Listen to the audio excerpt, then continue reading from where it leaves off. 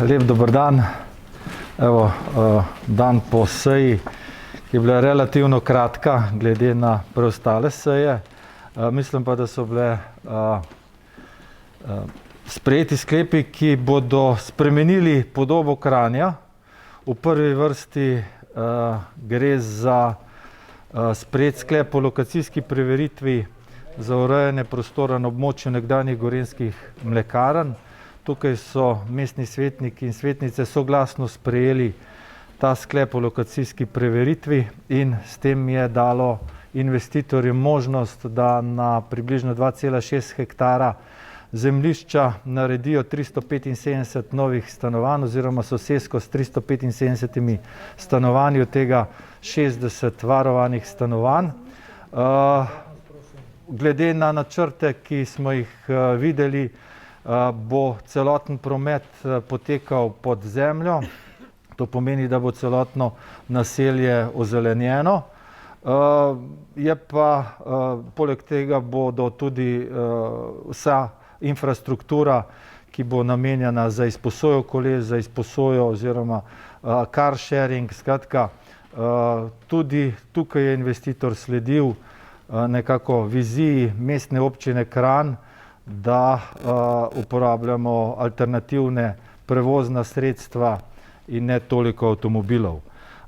Tam bo tudi polnilnica za e-avtomobile, kar je pa zanimivo tudi to, da bo manjši trgovski objekt z spremljajočimi dejavnostmi, tako da bo dejansko soseska, ki se bo gradila, dobila eno lepo obliko.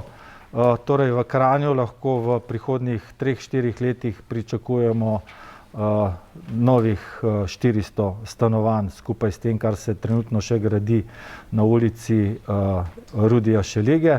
In pa ne smemo pozabiti tudi pismo o nameri z Stanovanjskim skladom Republike Slovenije. Mi smo že začeli dela, da bi se soseska ob Savi začela graditi. Najprej moramo seveda infrastrukturo od ceste in pa Novega mostu čez Savo pri Planiki, potem pa sledi gradnja prav tako blizu 170 stanovanj, ki bodo neprofitna. No, naslednja zadeva, ki se je včeraj obravnavala in so mestni svetniki tudi predlog mestne uprave sprejeli, je seveda ureditev oziroma temelj za poslovno proizvodno cono Hrastje.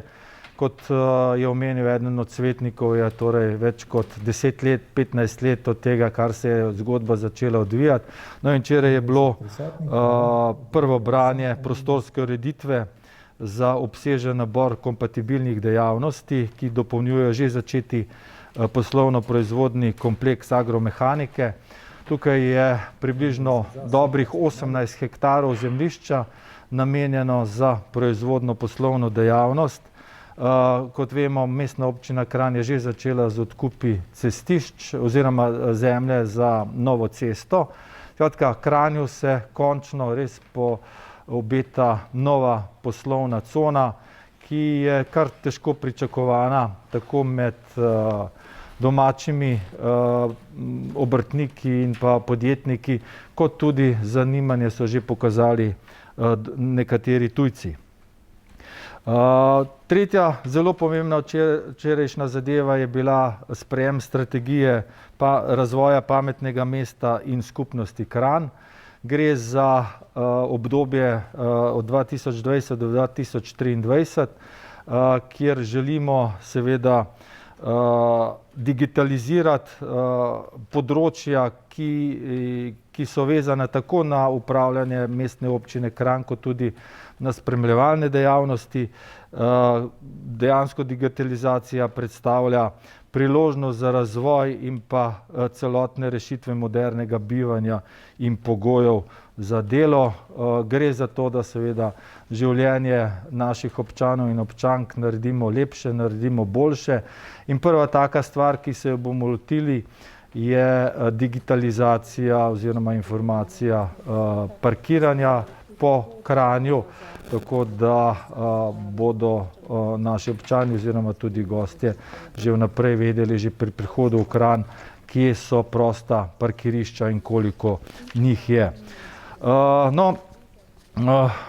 Tema, ki je bila izredno zanimiva in ki je bilo prav tako sprejeta predlog oziroma sklep strani vseh prisotnih mestnih svetnic in svetnikov, so bila priznanja Mestne občine Kranj za leto 2020. Naziv častnega občana Mestne občine Kranj bo pripadal Antonu Rešku, in sicer za ohranjanje vrednot in zgodovinskega spomina o razvoju slovenske samostojnosti in državnosti. Nagrada Mestne občine Kranj pripada Lojzu Ajdiču za vsestranski ustvarjalni doprinos in razvoj glasbene kulture ter pedagoško delo. Potem listina o priznanju Mestne občine Kranj gre v roke gospe Marjani Jekovec za prispevek kakovosti življenja v krajevni skupnosti Bitnje in za skrb za sokrajane, ter pa ravnatelju gospodu Janezu Cudermanu za uspešno vodenje in razvoj osnovne šole Helene Puhar. Velike plakete Mestne občine Kranj za leto 2020 prejmejo Igor Prašnikar za dolgoletno delo na športnem področju in predanost pri razvoju karateja, potem Francija Reala za prepoznavnost hortikulturnega društva Kranj in pa Žarko Matijaševič kot športnik in trener za zavzeto delo z mladimi na področju nogometa. In pa še velika Prešernova plaketa Alenka Jenko Boh jo bo dobila za uveljavljanje glasbene kulture in pedagoško delo z mladimi. To je dejansko vse, kar je bilo včeraj zanimivega. Bilo je nekaj internih zadev, če temu lahko tako rečem. Sprejet je bil nov pravilnik glede izplačila članom predvsem nadzornega odbora in pa članom svetov krajevne skupnosti. Potem manjše spremembe v organizaciji dela mestne uprave. Spremenjen in dopolnjen je bil poslovnik, predvsem v tej zvezi zaradi težav, ki jih imamo pri izvajanju mestnih sej zaradi koronavirusa. Od kadrovskih zadev pa bi omenil to, da je bila Barbara Gunčar imenovana za člana regijskega sveta Gorenjske regije za obdobje od 2021-2027, potem v svet osnovne šole Simona Jenka so bili imenovani Bor Balderman, Sebastian Gubič in pa Jerneja Logar, ter pa za predstavnika Mestne občine Kranj v svetu zavoda gimnazije Kranj Marjan Podgoršek.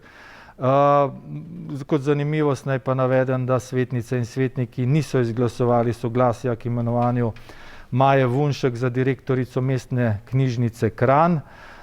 Je pa mestni svet dal pozitivno mnenje Juditi Nahtigal kandidaturi za ravnateljico dijaškega in pa študentskega doma Kranj. To je bilo vse včeraj, zdaj pa, če ima kdo kakšno vprašanje. Zakaj gospa Vunšek ni dobila podpore, tudi glede na to, da naj bi poleti bila spremenjena pravila za imenovanje direktorja, kjer vodstvene sposobnosti, kompetence niso bile potrebne?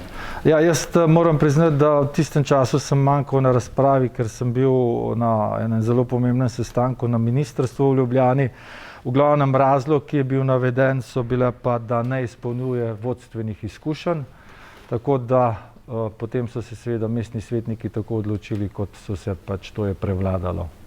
Pri Iskrici kranjski sta se predvsem dva problema izpostavljala, se pravi število parkirišč in pa izobraževalne ustanove. Kako bo za to poskrbljeno zaradi večjega števila ljudi? Ja, vemo, da odlok Mestne občine Kranj zahteva za izgradnjo večstanovanjskih objektov po 2 parkirišča na stanovanjsko enoto.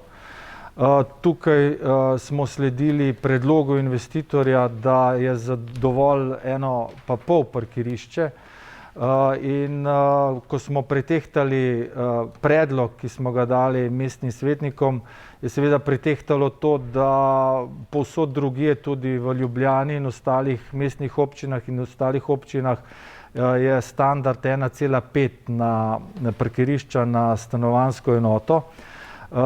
Tudi zadnja taka zadeva, ki je bila sprejeta, in sicer za prej omenjeno naselje ob Savi, ki ga bo gradil stanovanjski sklad. Tudi tam je bil sprejet kriterij 1,5 parkirišča na stanovanjsko enoto. Poleg tega imamo pa tukaj večje argumente, da so mestni svetniki to sprejeli. Mislim, da je bila obrazložitev na mestu, zato je bila potem tudi kljub velikim pomislekom soglasno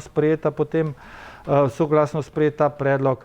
Vedeti moramo, da se to naselje nahaja relativno blizu samega centra Kranja, da bo imelo parkirišče tako za car sharing, da bo poskrbljeno za alternativne vire prevozov, to se pravi kolesarska postaja, prav tako bo zraven tudi neposredno bo avtobusna postaja. Skratka, vse alternative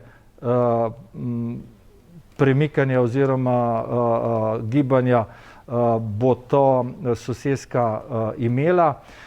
Tudi povprečje, vemo, da je v Sloveniji registriranih približno 1,1 milijona avtomobilov, kar pomeni, da bo parkirišč več kot dovolj, tudi če upoštevamo kriterij 1,5 parkirišča na stanovanjsko enoto.